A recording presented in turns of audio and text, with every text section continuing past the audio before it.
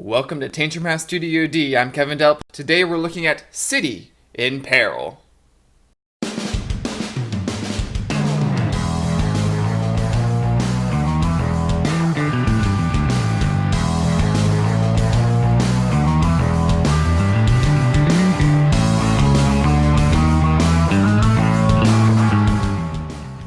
City in Peril is a 2 to 4 player game being published by NID Games, and it plays in about 30 to 60 minutes. You're a hero trying to save more civilians than your opponents. This is coming to Kickstarter in May 2018. Let's look at the prototype components. You have the main game board, cards, dice, civilian tokens, and standees. These will be miniatures instead for the game. Remember, this is just a prototype.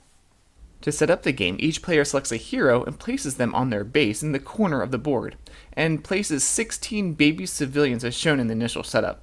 You also create a power pool of cards, 5 sets of 2. On your turn, you'll spawn civilians. You'll spawn 1 baby a turn until there are no more babies left to spawn, and then the next wave will spawn.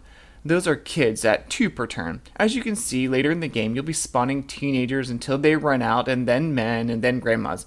That's a lot of grandmas in one turn. You'll determine where to place the civilians by rolling dice.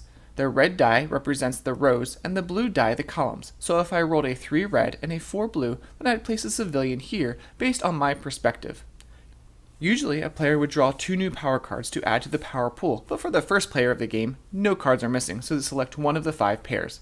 They are just used this turn and then discarded, so pick wisely. You'll be using these cards to move and help save the civilians. Usually when using these cards, you can only move down or to the right, but some of the cards let you disregard this rule, like Time Reversal, let you move backward 1 space. Once you reach the base at the opposite side of the board, then you can automatically return to your home base. But you're trying to rescue civilians because the person with the most civilians at the end of the game is the winner.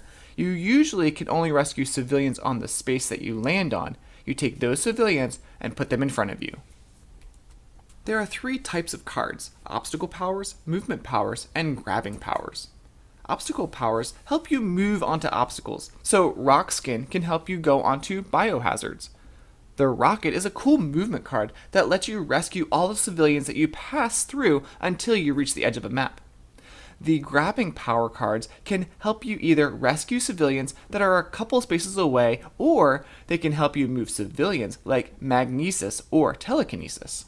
So play continues until all the civilians have been played and rescued. Whoever has rescued the most civilians is the winner. Getting the right power cards is key to winning the game.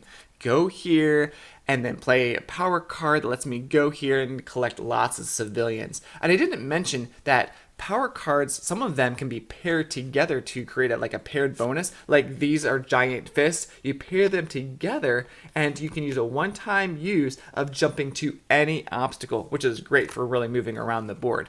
I like the perspective of the game. You can only move your hero one direction, creates a little bit of strategy on that, and I love saving bunches of civilians at one time. That's really satisfying. The art fits the theme well. It feels like you're entering a comic book world as you add these different powers to your hero. So if you're looking to be a hero and save lots of civilians, then check out City in Peril, coming to Kickstarter in May.